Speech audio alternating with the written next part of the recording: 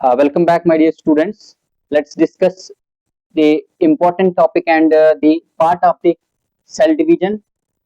तो चलिए आज एक ऐसा टॉपिक हम शुरू करते हैं कि जो सेल डिवीजन का बहुत ही इम्पोर्टेंट टॉपिक है। एक पार्ट है सेल डिवीजन का, एक टाइप है सेल डिवीजन का, जो हमने सेल साइकिल और सेल डिवीजन का सीरीज जो हमने पढ़ा था उसमें से एक टॉपिक है माइटोसिस। इस टॉपिक में हम पढ़ेंगे पूरा डिटेल में कि किस तरीके से सेल जो है माइटोसिस के थ्रू जो है डिवाइड करता है, कौन से सेल्स डिवाइड करते हैं, इसकी इंपॉर्टेंस क्या है और सेल के अंदर कौन कौन सी चेंजेस होंगी, what are the events that takes place during the whole process of the mitosis. So पहले हम डेफिनेशन से शुरू करेंगे कि माइटोसिस होता क्या है। So it is the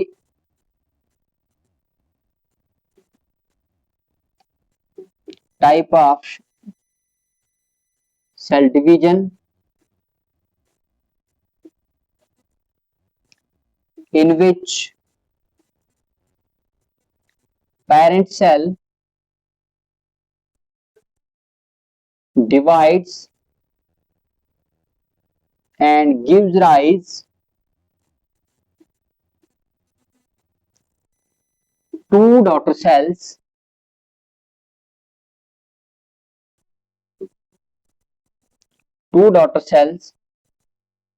which are genetically identical to that of the parent cells.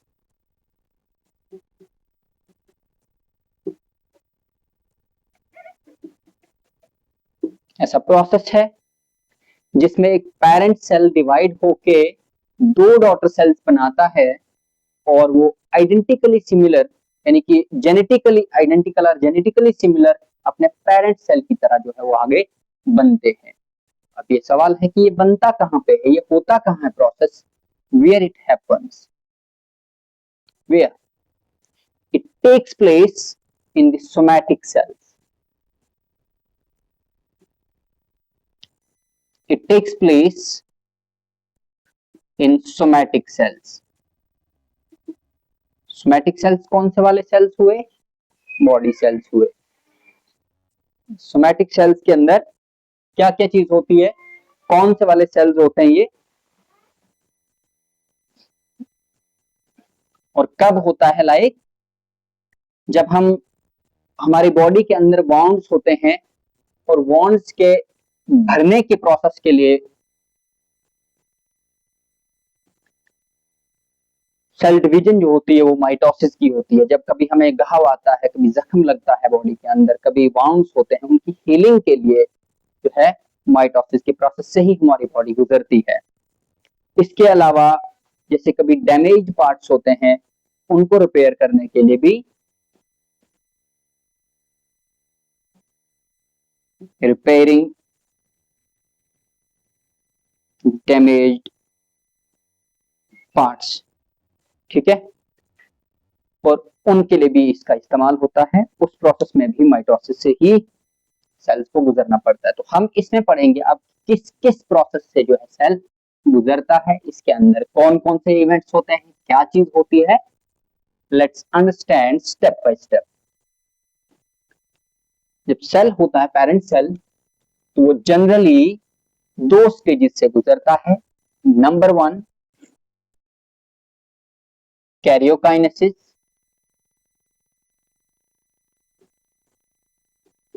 Karyokinesis. Number 2 cytokinesis.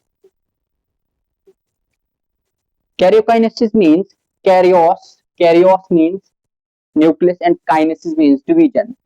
This is the step where cell divides its nuclear material only. The chromosomes get doubled or duplicated or gets divided, and in case of cytokinesis the cell cytoplasm divides and gives rise to two daughter cells. Karyokinesis means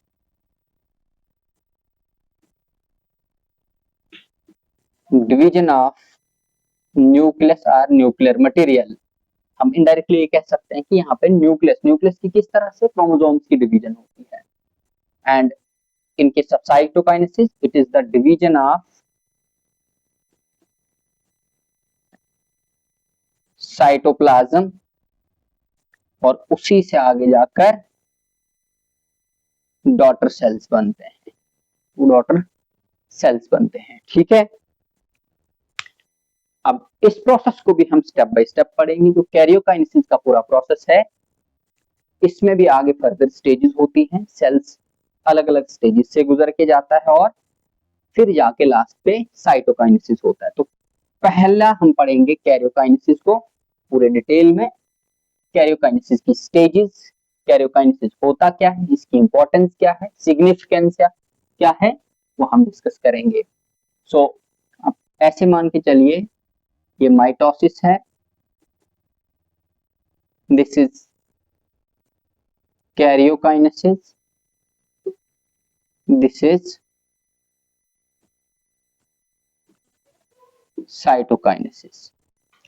karyokinesis further divided into, actually बहुत सारी stages हैं इसमें, क्योंकि जो जो event जिस जिस significant event के अंदर सेल होगा वो उसकी एक स्टेज कहलाएगी, लेकिन मेजरली इसको प्रोमिनेंट 4 स्टेजेस में डिवाइड किया गया है। तो पहला है प्रोफेज, दूसरा है मेटाफेज, तीसरा है anaphase and fourth one is telophase.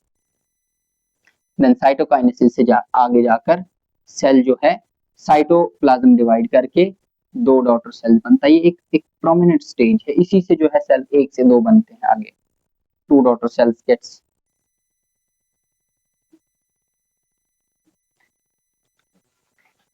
हाँ, अब पढ़ेंगे हम प्रोफेज क्या चीज है, इसके अंदर क्या होता है, कब कहेंगे सेल को कि वो एक प्रोफेज के अंदर है। Prophase is the stage where, हम पहले डायग्राम बनाएंगे प्रोफेज की। ये मान के चलिए ये सेल है और ये प्रोफेज के अंदर है। इसमें जो ये सेलुलर ये न्यूक्लियर मेम्ब्रेन है, ये लेट प्रोफेज में हल्का हल्का जो है डिसइंटीग्रेट होना शुरू हो जाएगी और लेट प्रोफेज के एंड तक जो है ये टोटली डिसइंटीग्रेट होने के बाद डिसअपियर हो जाएगी। अब डिसअपियर होगी तो कहां जाएगी और किसकी वजह से होगी, क्योंकि इसके अंदर क्रोमेटिन मटेरियल है। तो यहाँ पे पहली चीज क्या होगी, कंडेंसेशन ऑफ क्रोमेटिन। जो क्रोमोसोम था ये बिल्कुल थ्रेड्स की शक्ल में था, पतले पतले धागे की शक्ल में थे, क्रोमेटिन कहलाएंगे ये डेंस हो जाएंगे। अब डेंस कैसे हो जाएंगे, यहाँ पे सुपर कॉइलिंग हो जाएगी। जब आप पढ़ेंगे कि आगे दूसरे जो है टॉपिक्स में पढ़ लेंगे आगे कि क्रोमोसोम की जब ये कंडेंसेशन होती है तो एक पर्टिकुलर स्ट्रक्चर बनता है, उस स्ट्रक्चर को बोलते हैं न्यूक्लियोसोम। न्यूक्लियोसोम बनता है आगे, इसी तरह से सुपर कॉइलिंग हो जाती है, हिस्टोन प्रोटीन आ जाते हैं और क्रोमोसोम्स के जो ये थ्रेड्स हैं उनको पैकिंग में हेल्प करते हैं और इसको कॉम्पैक्ट शेप बना देते हैं, कॉम्पैक्ट शेप दे देते हैं और जिसको हम क्या बोलेंगे, क्रोमोसोम। असल में ये है किस फॉर्म में, अभी क्रोमेटिन की फॉर्म में। So it gets formed within the formation of chromosome after condensation. अब कंडेंसेशन में कौन हेल्प करता है, हिस्टोन प्रोटीन हेल्प करती हैं, वो एक पर्टिकुलर स्ट्रक्चर बनाते हैं, उस स्ट्रक्चर को हम बोलेंगे हिस्टोन ये न्यूक्लियोसोम। देन उसके बाद इसमें डिसइंटीग्रेशन ऑफ न्यूक्लियर मेम्ब्रेन। हमने पीछे स्टेप्स में पढ़ा था कि सेंट्रियोल जो है वो डिवाइड होती हैं, कहां पढ़ा था, वो इंटरफेज के अंदर पढ़ा था। जिस टाइम हम पढ़ रहे थे G1 फेज, S फेज और G2 फेज, उसमें डुप्लीकेशन उनकी हो रही थी, सेल ऑर्गेनेलिज की डुप्लीकेशन डबल हो गए थे, उसमें से सेंट्रियोल जो है ये भी डबल हो गई थी। ठीक है, तो centrioles gets migrated towards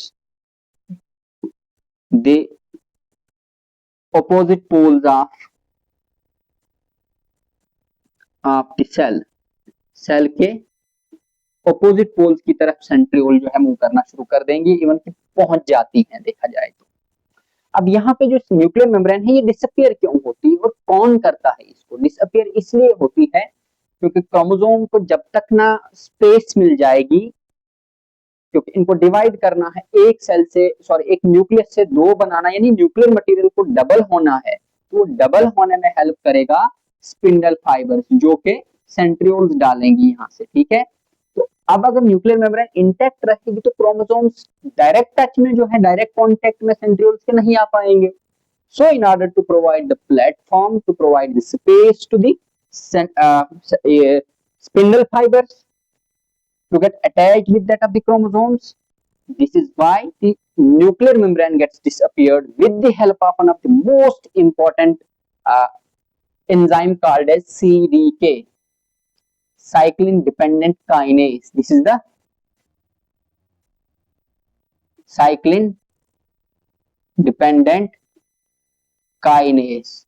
This is the enzyme which helps in the disintegration of the nuclear membrane, and it gets formed in the form of vesicles. अब ये वेसिकल्स की शक्ल में गोल छोटे छोटे गोल गोल स्ट्रक्चर्स बनेंगे और वो कहाँ चले जाएंगे? एंडोप्लाज्मिक रेटिकुलम के साथ जो है फ्यूज हो जाएंगे और इसको स्पेस मिल जाएगी, जो कि बाद में फिर से रीअपियर होकर फिर से न्यूक्लियर मेम्ब्रेन बनाएगी। जब सेल का जो न्यूक्लियस का मटेरियल जो है ये डबल हो जाएगा, उसके बाद वो लेट इसमें एनाफेज और टेलोफेज में। तो नेक्स्ट जो है इसमें ये हो गया। इसके बाद हम पढ़ेंगे मेटाफेज। इसके लिए बहुत बहुत इंपॉर्टेंट टॉपिक है और बहुत डिटेल्ड में पढ़ा जाने वाला टॉपिक है। This is not enough for us to just complete this topic in a 40 or 50 minutes। एक स्टेज को कंप्लीट करने के लिए हमें 40-50 मिनट लग सकते हैं अगर हम डीप में पढ़ेंगे, डिटेल में पढ़ेंगे, ठीक है। तो मैं आपको प्रिसाइजली थोड़ा सा एक ब्रीफली कह रहा हूँ इसमें क्या क्या चीजें होती हैं। Then metaphase. मेटाफेज की पहले हम डायग्राम बनाएंगे। ये प्रोफेज था, अब होगा मेटाफेज। मेटाफेज बहुत इंपॉर्टेंट है और इसी फेज के अंदर क्रोमोसोम्स को आप क्लियरली स्टडी कर सकते हैं, उनकी शेप को स्टडी कर सकते हैं, उनके स्ट्रक्चर को स्टडी कर सकते हैं। सेल का जिस टाइम क्रोमोसोम्स इस फॉर्म में होते हैं,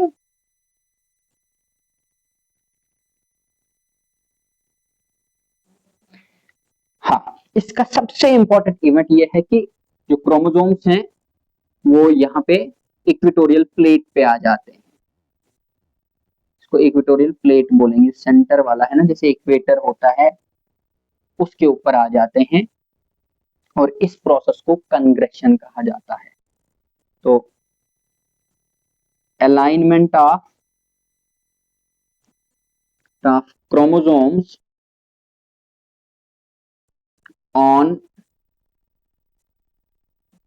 इक्वेटोरियल प्लेट। नंबर 2 बहुत इंपॉर्टेंट है, शायद से नीचे दिखाई नहीं देगा, मैं ऊपर लिखता हूं। प्रोफेज का हो गया, इक्वेटोरियल प्लेट पे क्रोमोसोम्स अलाइन हो जाते हैं। उसके बाद दूसरा इवेंट है, मेटाफेज का ही दूसरा इवेंट है, ये पहला था। दूसरा इवेंट है, उसमें क्या हो जाता है कि chromosomes get attach with that of the spindle fibres with the help of kinetochore. यहाँ पे असल में प्रोटीन का कॉम्प्लेक्स बनता है, ये आप मान के चलिए ये स्पिंडल फाइबर है। ये भी स्पिंडल फाइबर भी एक प्रोटीन का ही स्ट्रक्चर होता है और इसमें जो क्रोमोसोम होगा वो इस फॉर्म में होगा ये, और ये इसको बोलते हैं सेंट्रोमियर। सेंट्रोमियर के अंदर एक प्रोटीन कॉम्प्लेक्स बनता है जिससे ये इसके साथ जुड़ जाता है, ठीक है। सो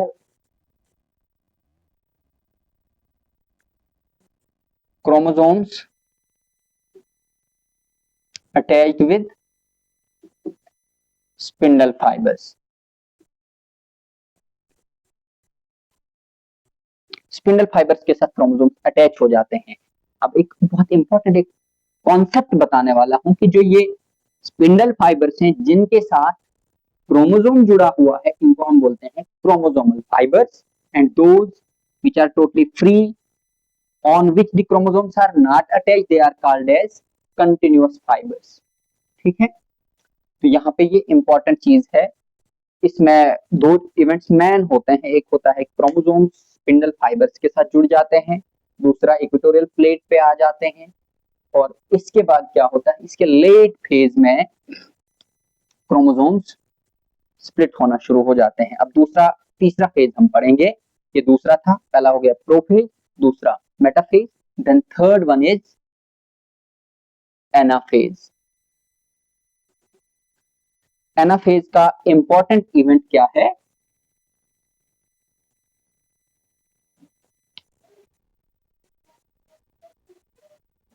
मेटाफेज यहां पढ़ेंगे हम, एनाफेज की डायग्राम बनाऊंगा मैं। अब इसमें क्या होता है,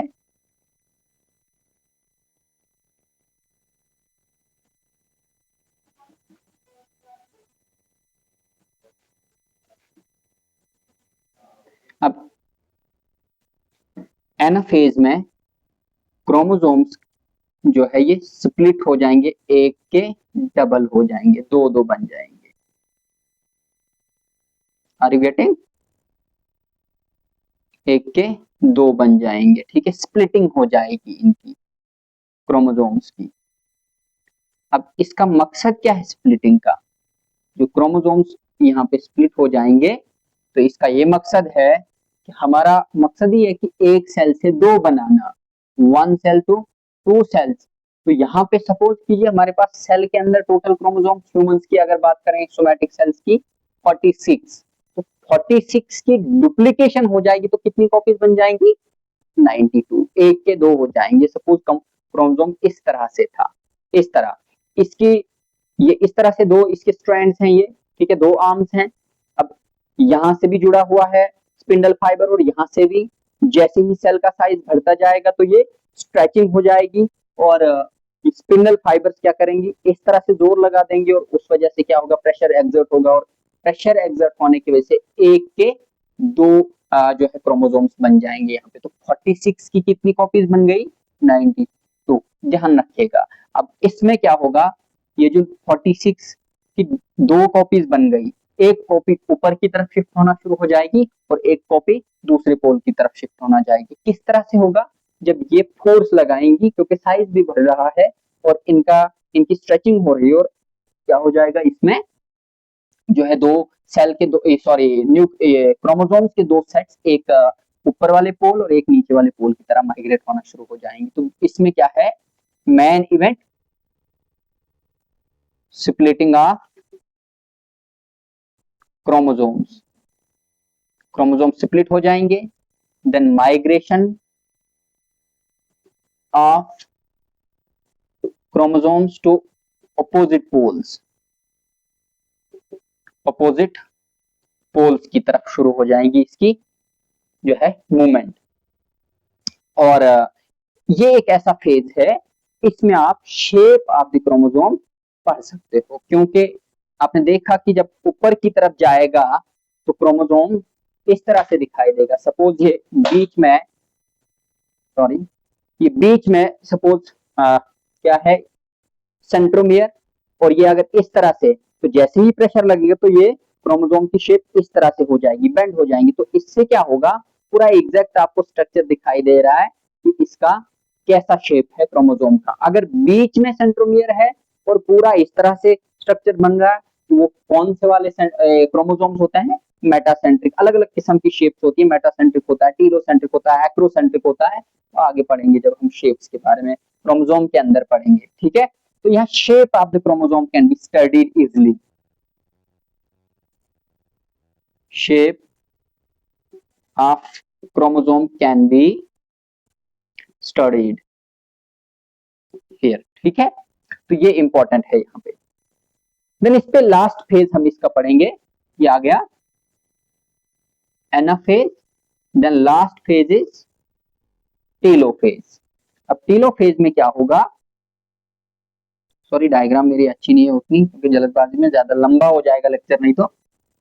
इसमें क्या होगा, जो मैंने पीछे बोला था आपको कि न्यूक्लियर मेम्ब्रेन जो है वो डिसअपियर हो जाएगी, पहले डिसइंटीग्रेट होगी। साइक्लिन डिपेंडेंट काइनेस एक एंजाइम है, प्रोटीन ही है, वो भी असल में सारे एंजाइम प्रोटीन ही होती हैं, एक एंजाइम है, उसकी वजह से डिसइंटीग्रेट हो जाएगा और डिसअपियर हो जाएगा। वो कहाँ था अभी तक? वो था एंडोप्लाज्मिक रेटिकुलम के अंदर। एंडोप्लाज्मिक रेटिकुलम कहाँ है? वो साइटोप्लाज्म के अंदर है। अब वो न्यूक्लियर मेम्ब्रेन के वेसिकल्स वापस आकर रीअरेंज हो जाएंगे और रीअपियर हो जाएंगे। इन क्रोमोसोम जो ये एक सेट ऊपर की तरफ गया था वो इनके ऊपर आ जाएगा और ये फिर से वही क्रोमेटिन की शेप ले लेंगे इस तरह से, ठीक है। तो क्रोमोसोम्स अलग अलग पोल्स पे आ जाएंगे और फोर्थ स्टेज इज टेलोफेज। ये लास्ट स्टेज है इसमें। तो टेलोफेज की इंपॉर्टेंट इवेंट्स क्या है? माइग्रेशन ऑफ, जो कि ऊपर मैंने पढ़ाया आपको, migration of chromosomes to opposite poles, ये अर्ली टेलोफेज में हो जाता है। देन उसके बाद nuclear membrane reappears, nuclear membrane दोबारा बनती है, रीअपियर हो जाएगी और क्रोमोसोम्स फिर से वैसे ही डीकंडेंस हो जाएंगे।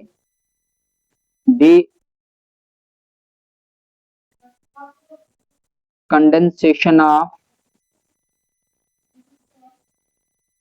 क्रोमोसोम्स टेक्स प्लेस, ठीक है। तो ये इंपॉर्टेंट दो इवेंट्स है यहाँ पे, तीन इवेंट्स है। माइग्रेशन हो जाएगी, न्यूक्लियर मेम्ब्रेन रीअपियर हो जाएगी और क्रोमोसोम डीकंडेंसेट हो जाएंगे और ये क्रोमोसोम्स के दो सेट्स दो पोल्स के ऊपर आ जाएंगे और क्लियरली आपको दिखाई देंगे कि ये न्यूक्लियस है और इस साइड से भी ये भी न्यूक्लियस है और दो न्यूक्लियस बन जाएंगे। अब क्या होगा? जो मैंने पहले बोला था, ये सारा का सारा प्रोसेस जो है ये क्या कहलाएगा? ये कैरियोकाइनेसिस कहलाएगा। सारा का सारा प्रोसेस किस चीज का हो रहा था अभी अंदर? सिर्फ न्यूक्लियस के साथ, साइटोप्लाज्म के साथ अभी कोई डिवीजन नहीं हुई, ठीक है। अब इसके बाद क्या होगा? सेल एक के दो बन जाएंगे, क्योंकि दो दो सेट्स बन गए, न्यूक्लियस के दो सेट्स बन गए क्रोमोसोम्स के, जो एक सेट एक पोल पे दूसरा सेट दूसरे पोल पे था। So there will be the formation of the two nuclei, here two nuclei are formed. Then इसके बाद सेल की डिवीजन हो जाएगी और एक से दो डॉटर सेल्स बन जाएंगे। Now the cell will get divided into two daughter cells which is called as, अब मैं यहां पे बनाऊंगा इसकी प्रोसेस कैसे होती है। इधर दो चीजें बहुत इंपॉर्टेंट समझने वाली कि एक सेल एक न्यूक्लियस था, ये क्रोमेटिन मटेरियल है इसके अंदर, ये दूसरा न्यूक्लियस है। यहाँ पे सेल का जो है डिवीजन होगा, अब इसको हम कैरियोकाइनेसिस सॉरी साइटोकाइनेसिस बोलेंगे और यहाँ पे एक से दो सेल्स बन जाएंगे। अब क्या होगा? सीखने वाली चीज है। प्लांट सेल्स में अलग किस्म से साइटोकाइनेसिस होती है और एनिमल सेल्स में अलग किस्म की होती है। अब सपोज हम अभी एनिमल सेल्स की बात करें तो इसमें क्या होता है? जो प्लाज्मा मेम्ब्रेन होती है बाहर से, वो इस तरह से इन्वेजिनेट हो जाती है, अंदर की तरफ भरना शुरू हो जाती है और ये फॉरो बन जाता है। फॉरो का मतलब डीप, एक किस्म का ग्रूव बन जाता है, डीप एक जगह बन जाती है। इधर से भी ये डीपन होता जाएगा, इधर से भी। तो ये जब डीप होता जाएगा इस तरह से और यहाँ से भी डीप होता जाएगा, लास्ट पे प्लाज्मा मेम्ब्रेन आपस में फ्यूज हो जाएगी और एक के दो सेल्स बन जाएंगे, ठीक है। This process is called as cytokinesis in case of animal cells. But जब हम प्लांट सेल्स की बात करें, क्या होगा प्लांट सेल्स के अंदर? क्योंकि उसके अंदर बाहर से पहले प्लाज्मा मेम्ब्रेन फिर बाहर से सेल वॉल होती, तो प्लांट सेल्स के अंदर क्या होगा? यहां से शुरुआत होगी। याद रखना, एनिमल सेल्स के अंदर साइटोकाइनेसिस सेंट्रीपिटल टाइप होती है, यानी कि वो बाहर से अंदर की तरफ बढ़ती है। एक डीप ग्रूव, डीप फॉरो बनता है, उसको एनिमल फॉरो बोलेंगे। और प्लांट सेल्स के अंदर सेंट्रीफ्यूगल टाइप होगी, यानी अंदर से बाहर की तरफ डिवीजन होना शुरू हो जाएगी। वो किस तरह से होगी? यहाँ पे सेल प्लेट बनेगी, सेल प्लेट फॉर्मेशन होगी, जो कि गोल्गी अपरेटस हेल्प करता है और सेल प्लेट फॉर्मेशन में ये प्लेट जो है बाहर की तरफ बढ़ना शुरू कर देगी और सेल को एक से दो हिस्सों में डिवाइड करेगी. This is called as cytokinesis, and this is the way how two daughter cells are formed from a single daughter cell which is identical genetically identical with that of the parent cell. जो parent cell था उसमें दो nuclei थे, जितने chromosome थे उतना ही, और same जो है जेनेटिक मटेरियल होता है, और आगे जाकर हमारे पास दो सेल्स बन जाते हैं which is by which the whole mitosis process is completed. So ये इसके बारे में क्रक्स में है, एक नटशेल में ओवरऑल मैंने बता दिया. देखा जाए बहुत डीप पढ़ने वाला टॉपिक है ये बेसिक, मतलब मैं अलग से भी वीडियो बनाऊंगा. एक एक स्टेज को हम पूरा आधे आधे घंटे में एक एक स्टेज को अगर डीप पढ़ना होगा, जैसे कि हायर लेवल के एग्जाम्स के लिए एक एक स्टेज को हम बहुत डीपली पढ़ सकते हैं. ठीक है, so this is enough for today. Thank you so much.